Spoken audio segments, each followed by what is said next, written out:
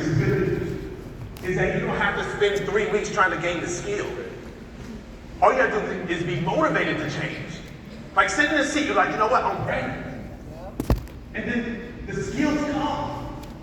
It's not ability, it's motivation.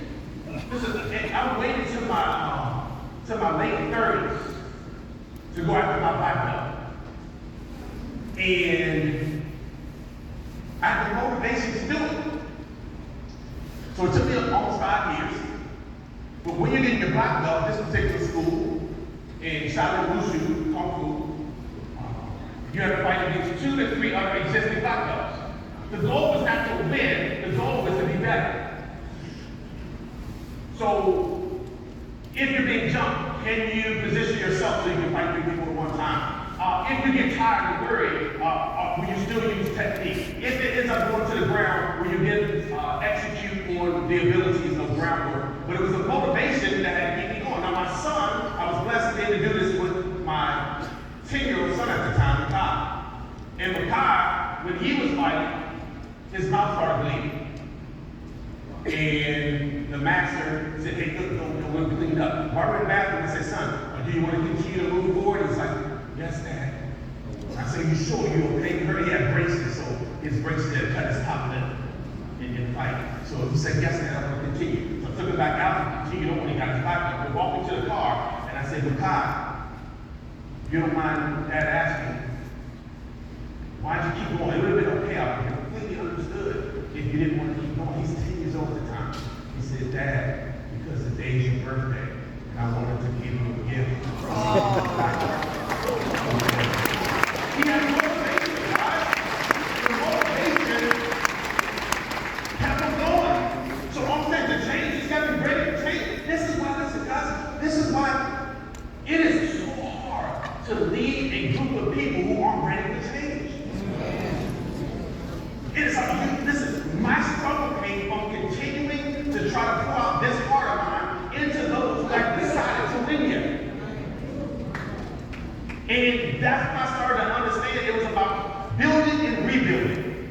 This is what we do. If you're a doctor, you're making rounds in the hospital. That's what you do. If you're a construction worker, you're going to be tired. That's what you do. Physical work. Here, you're going to build and rebuild. People want to quit. And you have to rebuild. I just want you to go ahead and wrap your mind around that because that's not who you are. But we get paid to build and rebuild. My solutions, folks, it's the same thing. Groups are going to cancel. Appointments are going to cancel. You're going to go in, they told you 15 minutes, now it's 2 minutes. They told you more first, now you're going last. It's the same thing. You show up for food and like, we forgot to schedule me. So don't quit, guys. You got to ask yourself, why would I keep going with all this stuff? Because it seems like, man, it's a lot I got to deal with. It is, but it's the person that you become. I'm not concerned about what's going to come your way because the person you're becoming would easily make it through it. But this is what I want you to ask myself this. I have to ask myself, what is it that will make you quit? I want you to write down what will make you quit.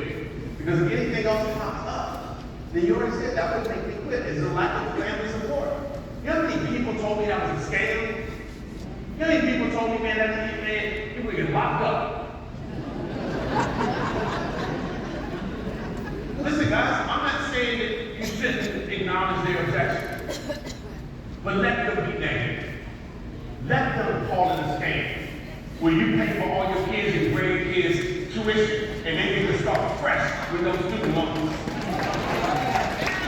Let them call it a scam while you're out doing what you want to do, when you want to do it, for as long as you want to do it. Let them call it a scam when you're looking over the beautiful city of Houston from your penthouse. You know what they call it a scam. Listen, all the folks who call it a scam, they're probably not in the same position that you're going to have an opportunity to be in.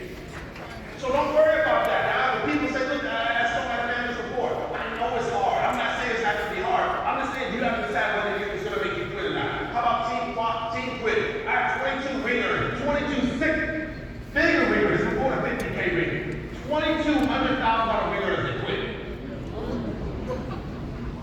22. I'm not saying that to brag. It sounds like yeah, I got about you. I'm saying it because that wasn't on my list to make me quit.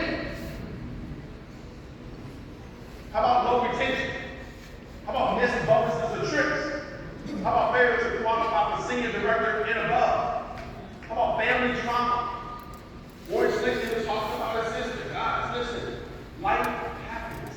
You have to decide, do you keep pushing forward, knowing that that love wants you to continue to move forward, or go and make you quit? I don't know that. I'm not here to judge. I'm just here to share with you that you have to make that decision. Listen, guys, I've heard this so many times this weekend, and that is we are in our winning season. I wouldn't invest a whole bunch of time trying to prove yourself or leadership. You want to lead out of here and really big, you're going to have to do it even while other people are negating the fact that leadership is real. We know leadership is real. We had over 60 new leaders in 2024 and regular levels.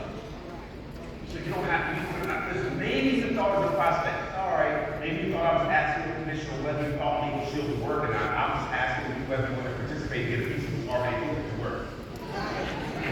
That's the posture I'm saying. That's the posture I want you to have.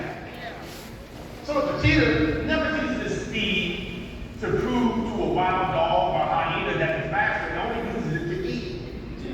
It uses it to hunt. So all the time we're spending trying to convince ourselves that leadership is better, we're spending time away from the person we should be prospecting. We say, man, I've been praying, I've been looking, I've been waiting. I'm so excited to join you. So to have the right mindset, guys, I don't know what you're going to have to do, but I can tell you what I did.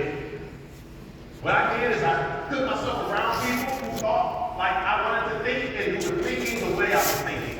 I also made sure that I attended as many in-person events as I could. Back then they didn't have those. So I attended all the in-person events so that I could increase my environment. If I was around all Spanish-speaking people, Darnell Sutton was speaking Spanish. If I put myself around those who think big, I start thinking big. If I put myself around those who invest, then I end up with a greater stock portfolio, digital currency, or real estate. Put yourself around people who think like you want to think. And then the last thing is for me, I always watch the go to my earpiece. And so I used to listen to this song all the time. And that song blessed me. That song